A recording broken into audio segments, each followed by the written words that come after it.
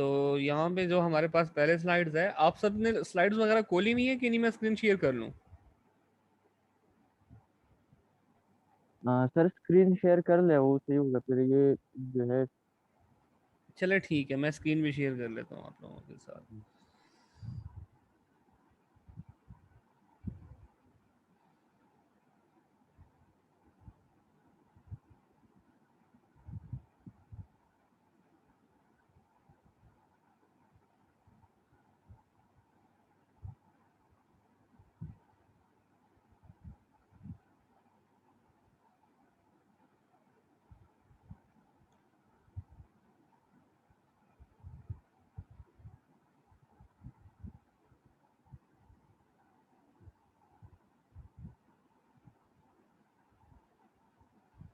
नज़र आ रहा है? आई होप सबके पास आ गया होगा। Yes sir. अच्छा, तो ये हमारे पास है ड्राइवर्स ऑफ इंटरनेशनल बिजनेस। ये वो प्लेटफॉर्म है या वो एसोसिएशंस हैं मुख्तलिफ कंट्रीज़ की जो कि इंटरनेशनल ट्रेड को प्रमोट करती हैं। तो यहाँ पे सबसे पहले हमारे पास आता है नेफ्टा। नेफ्टा हमारे पास एक एसोसिएशन है जो कि 3 कंट्रियों का मिलके बना हुआ है, कनाडा, मैक्सिको का और अमेरिका का। ये क्या करते हैं, ये फ्री ट्रेड करते हैं, गुड्स हो गए, सर्विसेज हो गए, अपने मतलब जो आपस में जो है ना ये ट्रेड कर रहे होते हैं और ये फ्री टैरिफ जोन को एंजॉय कर रहे होते हैं। और इसके अलावा ये अपनी जो है ना अभी ये एशिया की तरफ भी आना चाह रहे हैं, सेंट्रल एशिया की तरफ, और जो अदर स्टेट्स हैं यूरोप में, वहाँ पे जाने की कोशिश कर रहे हैं कि वहाँ पे भी ये इस मुख्तलिफ कंट्रीज़ को इसका हिस्सा बनाए और वहाँ पे भी इनको मार्केट एक्सेसिबिलिटी मिल जाए और वहाँ पे भी ये फ्री ट्रेड कर सकें। और आप में से कोई बता सकता है कि नेफ्टा का फुल फॉर्म क्या है?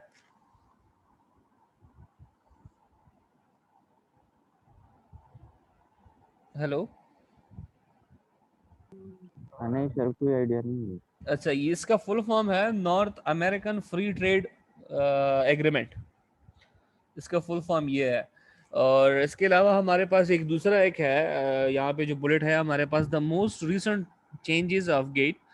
गेट का मेन फंक्शन यही होता है कि ये पूरी कंट्री में जितने भी वर्ल्ड वाइड हमारे पास ये बिजनेसेस होती हैं, तो ये वहाँ पे जाके टैरिफ कंट्रोल करता है, टैक्सेशन वगैरह, टैरिफ वगैरह। तो उन्होंने मोस्ट रिसेंटली जो है ना 38% पे आ गया है। और इनका जो इसका जो फुल फॉर्म है वो भी मैं आप लोगों के साथ शेयर कर देता हूँ। वो है general agreement on tariff and trade. ये ऑर्गेनाइजेशन बनी थी 1947 में, 30 अक्टूबर 1947 में, और इनकी लोकेशन जो है वो है जिनीवा। वहाँ भी ये इनका जो पेरेंट सेल है या पेरेंट ऑर्गेनाइजेशन, वहाँ से ये ऑपरेट करती है और ये पूरी दुनिया के लिए करती है। और इनकी जो ये टैक्सेशन का जो कल्चर है वो यही पूरी दुनिया के लिए डिज़ाइन करती है, ऑल्दो जब वो इंटरनेशनल होना चाहे। इसके अलावा हमारे पास अगर हम एशिया की बात करें, साउथ ईस्ट एशिया की, तो यहाँ पे जापान जो है ना, इसने अपने एशियन मार्केट को टारगेट किया हुआ है। एक तो उसको बड़ा फ़ायदा ये है कि मतलब ये काफ़ी अपनी स्ट्रॉन्ग पोजीशन रखता है एशिया में, क्योंकि इसके ट्रांसपोर्टेशन कास्ट बहुत कम आती है, और साथ में साथ ये अंडर डेवलप कंट्रीज जो है उसको भी ग्रो करने की कोशिश करता है।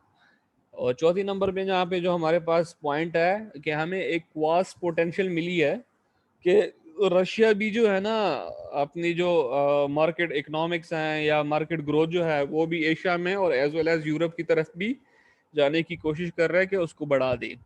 और हमारे पास जो मोस्ट रिसेंट एग्जांपल हमारे पास जो सी पैक का आया हुआ है, जो चाइना हमारे साथ कर रहा है, वो मुख्तलिफ फंक्शंस पे जो है ना यहाँ पे काम कर रहा है। और यहाँ पे मैंने कुछ चीज़ें यहाँ पे ऐड की हुई हैं कि C pack is divided into the following. यहाँ पे हमारे पास 5 ऐसे काम है जो आजकल जो है ना सी पैक कर रहा है। 5 function zones from the north to south. तो ये हमारे पास यहाँ पे है फ्री फॉरेन इकोनॉमिक जोन है, north border trade logistics. Logistic में भी ये इतना कंट्रीब्यूशन कर रहे हैं, बिजनेस कॉरिडोर भी कर रहे हैं, इलॉजिकल रिजर्व पे भी ये काम कर रहे हैं, ईस्टर्न और सेंट्रल प्लान पे भी ये काम कर रहे हैं, और ये वेस्टर्न जो लॉजिस्टिक जो आजकल ये ट्रेन की जो बात हो रही है तुर्की से, तुर्की भी तो यूरोप में पड़ता है, तो वहाँ पे भी अपनी एक्सेसिबिलिटी बनाने के लिए उनके साथ भी मिलकर ये काम करने की कोशिश कर रहे हैं। और ये जो साउथर्न कोस्टल लाइन है, इस पे भी ये अपने बिजनेस जोन बनाने के लिए काफ़ी पुरजोश और काफ़ी अच्छा इन्होंने जो है ना अपनी एफर्ट्स वगैरह जो है ना डालना शुरू की हुई हैं, और नियर फ्यूचर जो है ये गवादर से सारी चीज़ें ऑपरेट होंगी। तो ये वो कुछ ड्राइवर्स हैं जो मैं यहाँ पे बताने की कोशिश कर रहा था कि वेल नाउन हैं, ऐसे तो बहुत सारे हैं, लेकिन ये कुछ बड़े बड़े हैं जो कि दुनिया में इंटरनेशनल ट्रेड को प्रमोट करते हैं, और उनकी अपने उन्होंने एक प्लेटफॉर्म दिया होता है। इसके अलावा जो मोस्ट रिसेंट हमारे पास और मोस्ट इम्पोर्टेंट है, वो हम सार्क के नाम से जानते हैं उसको। ये भी एक जो है ना एशियन कंट्रीज के पॉइंट ऑफ व्यू से, एग्जाम पॉइंट ऑफ व्यू से भी आपसे पूछा जा सकता है कि यार ये सार्क क्या है, इसमें से कौन कौन सी कंट्री इंक्लूडेड है और इनका मेन एजेंडा क्या है। ये सार्क जो है ये साउथ ईस्ट एशिया के लिए बना था, और इसमें तकरीबन ऑलमोस्ट हमारे पास 11 कंट्रीज आ जाते हैं। अफगानिस्तान आ जाता है, बांग्लादेश आ जाता है, भूटान आ जाता है, इंडिया आ जाता है, मालदीव आ जाता है, नेपाल आ जाता है, पाकिस्तान आ जाता है और श्रीलंका आ जाता है। ये वो 11 कंट्रीज हैं जिसमें ये मिलके ये काम कर रहा होता है। और इन्हीं कंट्रीज में कौन कौन से काम कर रहे होते हैं, ये इकोनॉमिक ग्रोथ पे काम कर रहे होते हैं, सोशल प्रोग्रेस और कल्चर डेवलपमेंट पे काम कर रहे होते हैं। और इस साल का मेन ऑब्जेक्टिव ही ये होता है कि ये प्रोमोट करे welfare of the people of south Asia and improve the quality of life.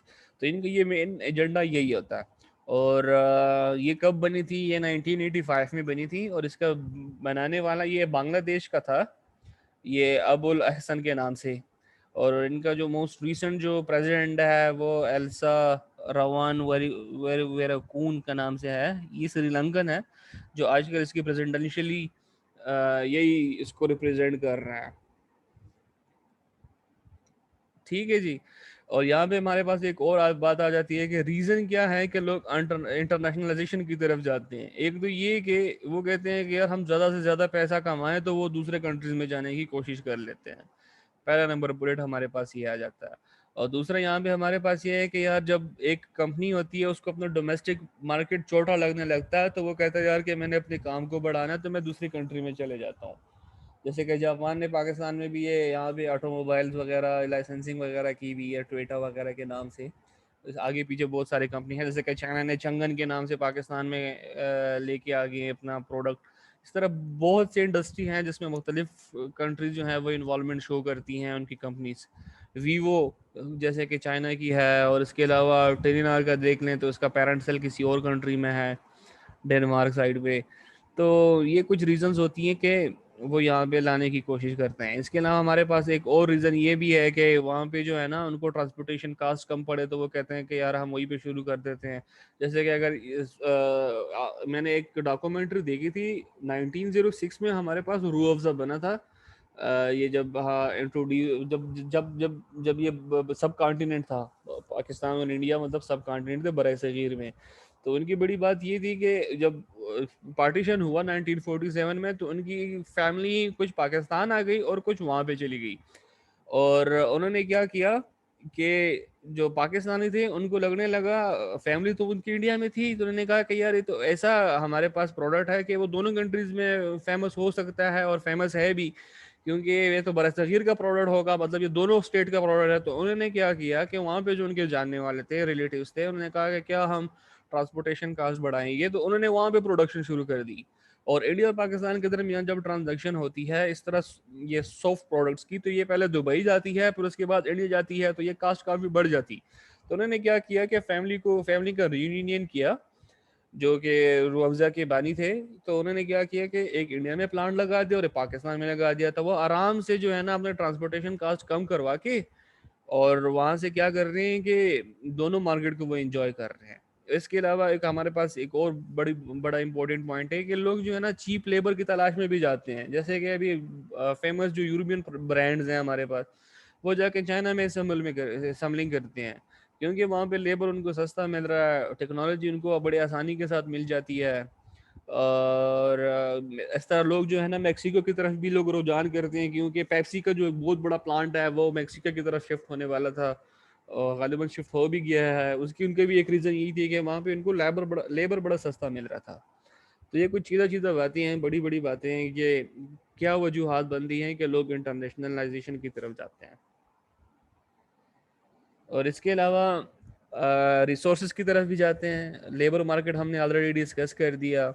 और दूसरा अलावा ये होता है कि firm go global to avoid protectionist barrier imposed by a local government. Government exert various form of barriers to enter in their domestic.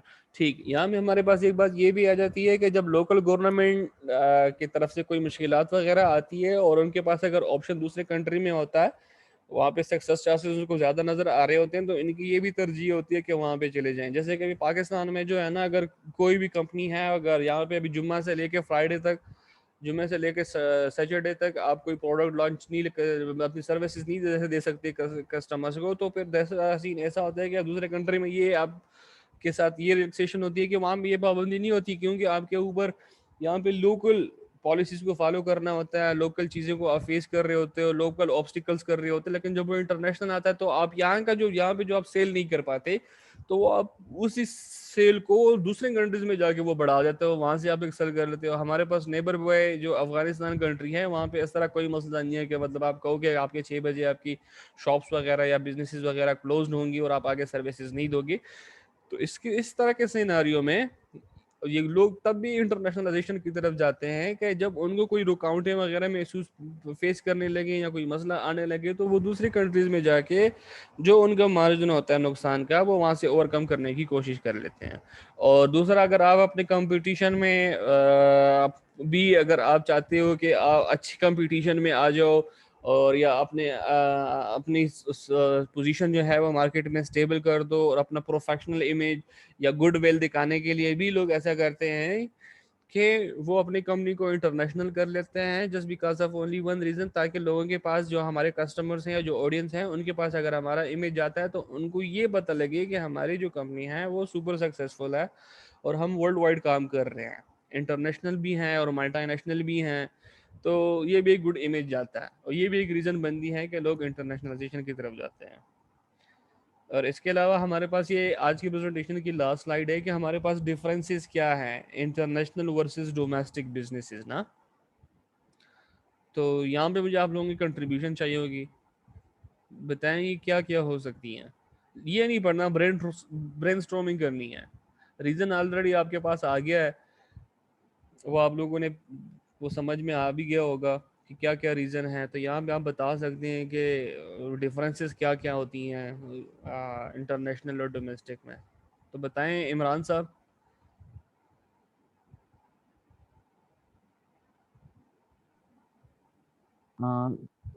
Differences किस base पे sir? The international versus domestic businesses. इसमें ये है कि एक तो culture changes होगी, कि मतलब पाकिस्तान में एक बिजनेस जिसको होगा तो उसका कल्चर चेंज होगा, जो दूसरे मुल्क में होगा तो उसका अलग ही कल्चर होगा। और दूसरी ये है कि ये कास्ट वाले इशू है, अगर इस तरह पाकिस्तान में जो था बिजली का जो बहरान चल रहा था, तो उसमें भी बहुत सारी कंपनियां जो है स्टील के वो अ, अ, बांग्लादेश शिफ्ट हो गई थी कि उसको मतलब इधर बंद करनी पड़ी थी। तो ये रीज़न भी हो सकता है। ऐसा ही है, ज़बरदस्त, ये भी आप रीजंस में डाल सकते हैं। लेकिन डिफरेंसेस मुझे बताएं कि इंटरनेशनल बिजनेस और डोमेस्टिक बिजनेसेस में क्या फ़र्क हो सकता है। सर मेरे हिसाब से इंटरनेशनल बिजनेस में आप ऑडियंस ज्यादा कवर कर सकते हैं, जबकि डोमेस्टिक में मतलब आप एक लिमिटेड जियोग्राफिकल फेंसेस में होते हैं। जबकि अगर आप इंटरनेशनली जाते हैं तो आप ज्यादा ऑडियंस कवर कर सकते हैं, ज्यादा मार्केट को कवर कर सकते हैं, अपने प्रोडक्ट को मतलब आप एज ए इंटरनेशनली मार्केट में ज्यादा इंट्रोड्यूस करवा सकते हैं और लोगों का मतलब ज्यादा लोगों का रुझान उस तरफ बन सकता है। जैसे हम एक छोटी सी एग्जांपल मैकडोनल्ड्स की ले लें। ज़बरदस्त। ये अभी इंटरनेशनली जैसे इन्होंने लॉन्च किया, केएफसी देख लें आप, ये जो मल्टी नेशनल कंपनीज हैं। एक कंपनी है फ्रीजलैंड सर, पहले ये जो हमारी एंग्रो फूड्स थी, बिल्कुल ये पाकिस्तान की वाहिद मल्टी कंपनी थी। ऐसा ही है तो जी। मैं खुद जॉब कर रहा था इसी में ही, एंग्रो में ही था। तो तकरीबन ये 2 साल पहले, 2-3 साल पहले इन्होंने बेच दी गोरों पे। तो अब अच्छा। इसका नाम फ्रीजलैंड कैंपिन है। तो ये मतलब ये नेदरलैंड्स में भी डील कर रहे हैं। ये पूरे डेयरी अब पाकिस्तान में वही प्रोडक्ट ऑलपर्स के नाम से चल रहे और नेदरलैंड्स में वो प्रोडक्ट मतलब उनके कल्चर के हिसाब से चल रहे हैं, उनके कस्टम के हिसाब से ऐसा चल ही रहा है है। जी, ऐसा ही है जी, और बिल्कुल। जबरदस्त, आपने काफी सारी चीजें ऐड कर दी हैं। तो सर मैं मिस मरीना, जी आप सर। कुछ ऐड करना चाहें?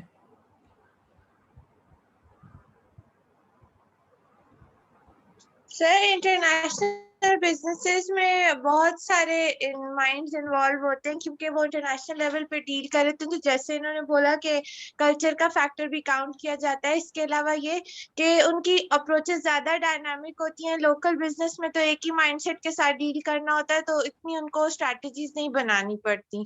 सही हो गया, मतलब उनके साथ एक्सपर्टीज ज्यादा आ जाती है ना। जी, क्योंकि वो डायनामिक अप्रोच के साथ चल रहे होते हैं। ऐसा ही है जी। कल से इंटरनेशनल बिजनेस में एक डाइवर्स वर्कफोर्स आपकी इन्वॉल्व होती है। हाँ, इमरान जकना, इमरान जी सर। जी जकना जी सर। सब क्यों है ये कहने यार, सर वी जरा ऑल वांट टू इंटरनेट पे हियर भी यू। हाँ,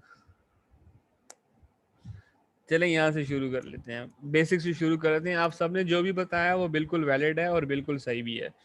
और यहाँ पे अभी थोड़ा सा मैं बेसिक बेसिक जो फ़र्क होता है वो बताने की कोशिश करूँगा कि इंटरनेशनल और डोमेस्टिक में सबसे मेन फ़र्क अगर आप देखें ना तो पेमेंट का आ जाता है।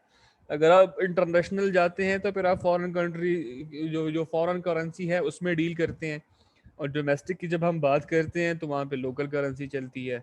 और जब आप लॉज एंड रेगुलेशन की जब हम यहाँ पे हमारे पास बात आती है तो आप हमेशा इंटरनेशनली लॉज रेगुलेशन के तहत ही अपने बिजनेस को सक्सेसफुली पाथवे पे लेके आ सकते हो जब आप उसको फॉलो करने लगो।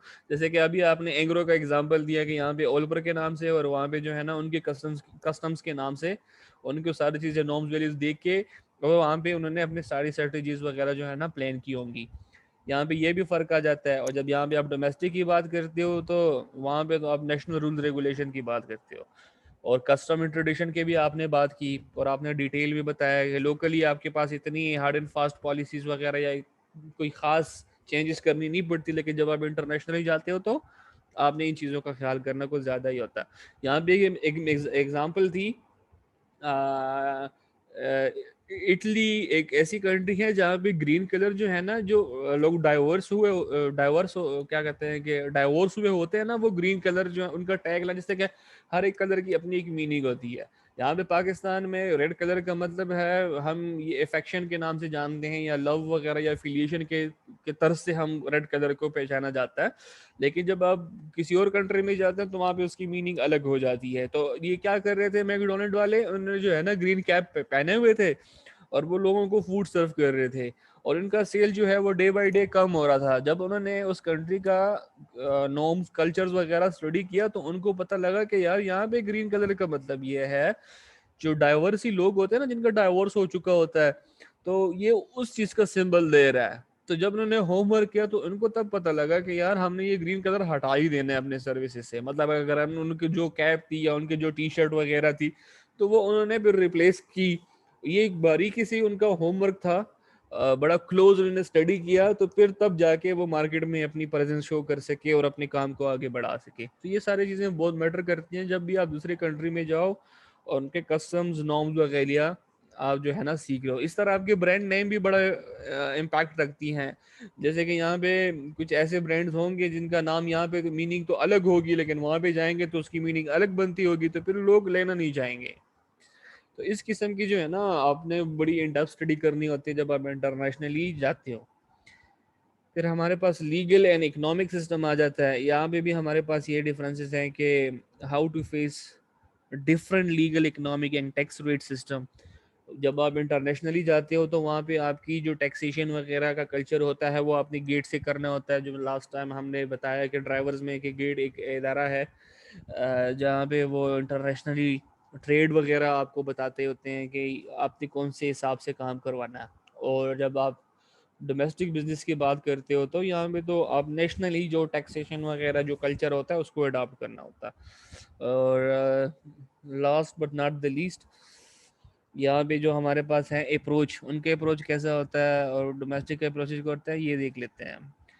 How to follow generic approach और how to follow the ethnocentric approach. ठीक, वहाँ पे जब आप इंटरनेशनली बात करते हो तो आप ग्लोबल एक्सपेक्ट से बात करते हो, और जब आप यहाँ पे बात करते हो डोमेस्टिक में तो आप इथनिसिटी की तरफ आ जाते हो कि यहाँ पे जो आपकी कल्चर, जो लोकल कल्चर है उसको आप कैसे अडॉप्ट करके लेके जाओगे। लेकिन जब आप इंटरनेशनली बात करते हो तो आप ग्लोबल सेंट्रिक अप्रोच के हिसाब से जाते हो, और उसी के हिसाब से फिर आपकी स्ट्रेटजीज वगैरह भी डिफाइन होती है। मतलब दोनों में अप्रोच का थोड़ा सा फ़र्क आ जाता है कि यहाँ पे अगर आप एडवर्टाइजमेंट दोगे तो आपकी उर्दू से भी काम चल सकता है, लेकिन जब आप ग्लोबली कोई चीज़ प्रेजेंट करते हो तो आपने ऐसा मीडियम इस्तेमाल करना है, ऐसा लैंग्वेज इस्तेमाल करना है कि आप उनको अपने साथ जो है ना वो टैग लाइन पे ला सको, और उनको जो है ना अपनी अवेयरनेस जो आपकी कंपेन होती है उस पर समझा सको। अगर आप गोरों को उर्दू में पैगाम पहुंचा रहे हो इंटरनेशनली तो उनको समझ नहीं आएगी, और उनको अगर इंग्लिश में ही आप मीडियम इस्तेमाल करोगे तो उनको जाके जो है ना आपका जो अप्रोच है वो समझ में आएगा कि यार इसका प्रोडक्ट क्या है, ये क्या क्या कहना चाह रहा है और किस तरह ये हमें अप्रोच करना चाह रहा है। यहाँ पे अप्रोच का लफ्ज़ी मतलब ये है कि आपकी स्ट्रेटजीज भी चेंज हो जाती हैं जब आप इंटरनेशनली लोगों को अप्रोच करते हो, और फ़र्क हमें वाहिद नज़र आता है जब हम डोमेस्टिक बिजनेस की बात करते हैं इन कंपैरिजन। ठीक है जी, और ये थी हमारी आखिरी स्लाइड आज की। मैंने आज सोचा कि आज आप लोगों को ज़्यादा बॉदर ना करूं, बस जो भी ज़रूरी है वो आपको पढ़ाऊं, जो आने वाली क्लास होगी उसको थोड़ा सा लेंथी कर लेंगे। आप लोगों को कोई क्वेश्चन है जो आज हमने पढ़ा?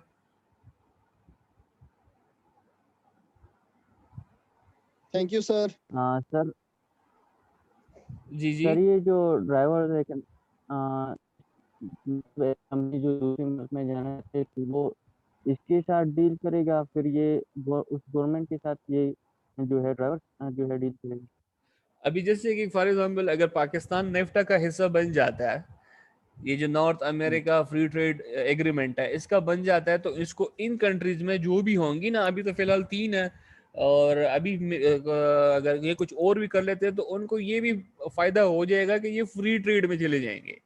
मतलब यहाँ से आपको कोई भी, मतलब आपके लिए काफ़ी आसानियाँ हो जाएंगी। आप गुड एंड सर्विसेज वहाँ इन कंट्रीज में जाके ना जो भी इसके सिचुएशन का हिस्सा है, तो आप आसानी के साथ जो है ना वहाँ पे अपनी चीज़ें पहुँचा सकते हो उस न्यू मार्केट से आराम से आप अपना प्रॉफिट वगैरह जनरेट कर सकते हो, और आप अपना सर्वाइवल जो अपने बिजनेस का है वो अच्छे से कर सकते हो। हमारे सर पास जो अभी तो पाकिस्तान का वो इसमें नहीं है ना, तो अभी एक नहीं है कंपनी ना, है वो कनाडा में जाना चाहते अभी हैं तो नहीं, अभी तो तो वो नहीं है, अभी तो नहीं है। अभी जब ये जाएगा ना तो इसने मुख्तलिफ मीडियम डील कर रहा है। एक तो जो है ना गेट के साथ डील करना है, ये जो मैंने आपको बताया कि जो टैक्सेशन को डील करता है इसके साथ डील करना है। दूसरे कंट्रीज के जो रूल्स रेगुलेशंस होंगी, लॉज, उसके साथ डील करना है। काफ़ी कॉम्प्लिकेशंस होंगी, लेकिन जब आप किसी किसी सिचुएशन का हिस्सा बनते हो तो आपके लिए चीज़ें आसान हो जाती हैं। अभी जैसे कि पाकिस्तान ये सार्क का है ना, सार्क, या जी sir. South Asia situation for regional corporation, इसका ये होता है कि इसमें जो 11 कंट्री है ना, जब ये आपस में तिजारत करते हैं तो इनको इतना मसला नहीं होगा, क्योंकि ये एक ही रीजन के हैं। इनके पॉलिसीज काफ़ी रिलैक्स होंगी एक दूसरे के लिए, और ये आसानी के साथ एक दूसरे मार्केट को कैप्चर कर सकते हैं। ओके। जी मत, आप कुछ पूछना चाह रहे थे? नहीं सर, वो मैं नेफ्टा के हवाले से ही पूछ रहा था कि नेफ्टा अभी तक नहीं, नेफ्टा में मतलब पाकिस्तान का तो कोई रोल हो ही नहीं सकता ना कभी भी। हाँ ना, वो अब मैंने सिर्फ एग्जाम्पल के तौर पे कहा, लेकिन वो आएंगे भी नहीं इस तरफ यार। हमारे लिए जो है ना वो करेंगे भी कुछ नहीं, क्योंकि वो ऑलरेडी जो भी इनरिच कंट्रीज हैं उन्हीं के साथ वो काम करने को परसू करते हैं। Country sir by road connected हैं, जैसे हाँ हम यहाँ जी। पे अफगानिस्तान से कनेक्टेड हैं, तो मतलब नेफ्टा का तो कोई कॉन्सेप्ट ही नहीं बनता पाकिस्तान के हवाले से। जी, और हमारे पास जो वेस्ट सॉल्यूशन है, एक सी पैक है, और हमारे पास दूसरा सार्क के नाम से जो है ना, जो कि ऑलरेडी पाकिस्तान इसमें इन है। तो ये वो कंट्रीज हैं जहाँ भी ये अपना चीज़ें आगे पीछे करवा सकते हैं। अभी मोस्ट रिसेंट अगर आपने सुना हो, इमरान खान जब ये श्रीलंका गया था तो वो वहाँ के इन्वेस्टर्स को थोड़ा सा वो कर रहा था कि पाकिस्तान में आओ, इन्वेस्टमेंट करो ना। तो जी इनके सर। साथ इनके जो है ना लाहे अमल जो भी तरीकेकार होगा वो बड़े आसानी के साथ हो सकता है। और इवन जो है कॉन्टिनेंट कॉन्टिनेंट में फर्क आता है। और इंशाल्लाह तो अगर हमारा ऐसा ही है। हमारा ये सी पैक चल पड़ा ना तो हमारी बहुत सारी चीजें आसान हो जाएंगी इंशाल्लाह।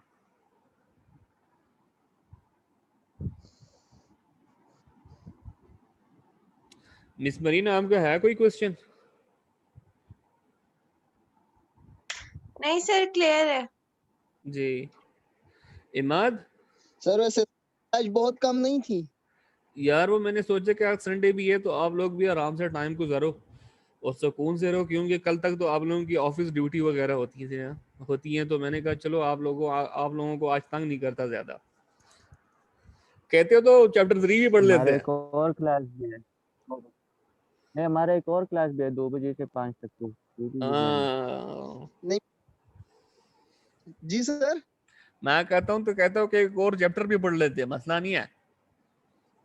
मुझे भी मसला नहीं है सर, बाकी कोलीग्स को मसला ना हो तो।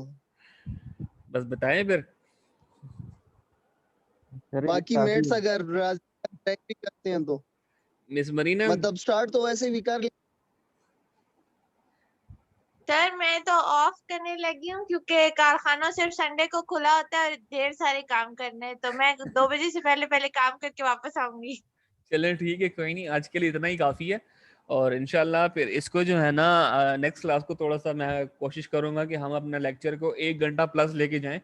और ये आज मैंने खुद ही थोड़ा सा कम रखा था, मैंने कहा यार कल तक तो मतलब सैटरडे तक आप लोग भी काम कर रहे होते हो, तो एक ही दिन होता है बंदे के पास थोड़ा सा सुकून के लिए ना, तो इसलिए मैंने आज कम करने की कोशिश की। और अपना ख्याल रखें और दुआओं में याद रखें, इंशाल्लाह फिर नेक्स्ट क्लास में मुलाकात होती है। ठीक है जी, सही है सर। अल्लाह हाफिज। अल्लाह हाफिज़, थैंक यू सर। अस्सलाम वालेकुम।